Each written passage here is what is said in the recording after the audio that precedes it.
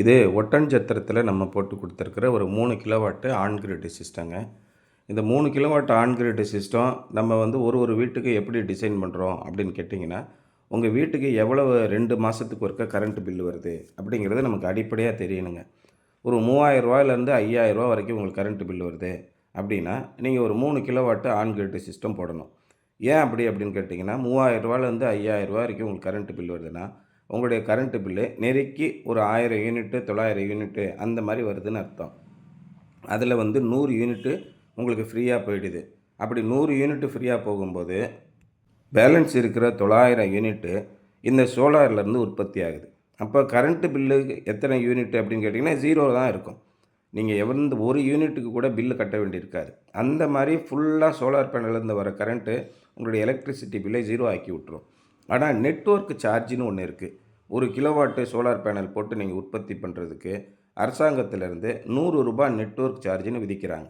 இப்போ 3 கிலோவாட்டு போட்டிருக்கிறீங்கன்னா ரூ. 300 கட்டணும். ரூ. 5000 ரூ. 6000 கரண்ட் பில்லு வந்த இடத்துல சோலார் சிஸ்டத்தை போடும்போது 3 கிலோவாட் போடும்போது உங்களுக்கு வெறும் ரூ. 300 மட்டும்தான் கரண்ட் பில் வரும். இதுதான் பெரும்பாலான வீடுகளுக்கு பயனுள்ளதாக இருக்குது. ஒரு 80% வீடுகள் இந்த கேட்டகரியில் வருது.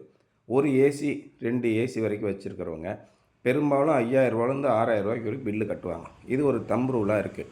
இந்த மாதிரி நம்ம பார்க்கும்போது நமக்கு ஒரு 3 கிலோவாட் சோலார் சிஸ்டம் போட்டிங்கன்னா உங்களுடைய கரண்ட் பில்லு கம்ப்ளீட்டாக 0 ஆகிடும். நமக்கு தேவையான மின்சாரம் அனைத்தையும் நம்மளே சோலார் மூலயமா உற்பத்தி பண்ணிக்கிறது தான் இந்த ஆன் கிரிட் சிஸ்டம்.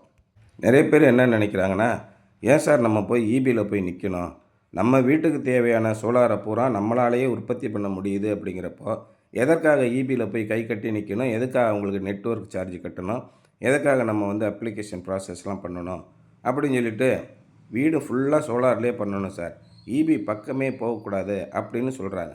அது வந்து ஒரு நல்ல ஐடியாவாக இருக்காது. ஏன்னு கேட்டிங்கன்னா, இந்த உற்பத்தி ஆகிற மின்சாரத்தை நம்ம எங்கேயாவது சேமித்து வைக்கணும்.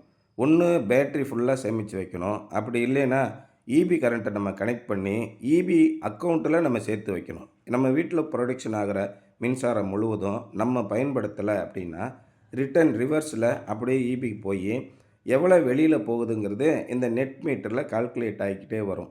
அந்த மாதிரி நம்ம உற்பத்தி பண்ணக்கூடிய மின்சாரம் வெளியில் போய் எக்ஸ்போர்ட் அப்படின்னு ஆகும்போது எத்தனை யூனிட் எக்ஸ்போர்ட் ஆகுது அப்படிங்கிறது அந்த மீட்டரில் ரெக்கார்ட் ஆகும். ஒன்று பேட்டரியில் ஸ்டோர் பண்ணி வைங்க, இல்லைனா இது மாதிரி எக்ஸ்போர்ட் ஆக்கி அதில் ஸ்டோர் பண்ணி வைங்க. நீங்கள் பேட்டரியில் ஸ்டோர் பண்ணி வச்சிங்கன்னா ஒரு யூனிட் மின்சாரத்தை ஸ்டோர் பண்ணுறதுக்கு உங்களுக்கு 150 ஏஹெச் பேட்டரி ஒன்று வேணும். இப்போ இந்த 3 கிலோவாட்டு சிஸ்டத்தில் ஒரு யூனிட் மின்சாரத்தை உற்பத்தி பண்ணி சேர்த்து வைக்கணும்னா ஒரு 150 ஏஹெச் பேட்டரி. இந்த 3 கிலோவாட் யூனிட்டில் ஒரு நாளைக்கு 12 யூனிட்டு சர்வசாதாரணமாக ப்ரொடக்ஷன் ஆகும். சில நேரங்களில் நல்லா வெயில் அடிக்கும்போது 15 யூனிட்டு ப்ரொடக்ஷன் ஆகும். அப்போ நம்ம 15 பேட்ரி வாங்கணும்னு வச்சுக்கோங்க. ஒரு 150 ஏஹெச் பேட்டரியோட விலை இன்றைக்கி 13,000லேருந்து 15,000 வரைக்கும் இருக்குது. நல்ல தரமான லாங் வேரண்டி 5 வருஷம் வேரண்டி உள்ள ஒரு பேட்டரி வாங்கினீங்கன்னா 15,000 வருதுன்னு வச்சுக்கோங்க.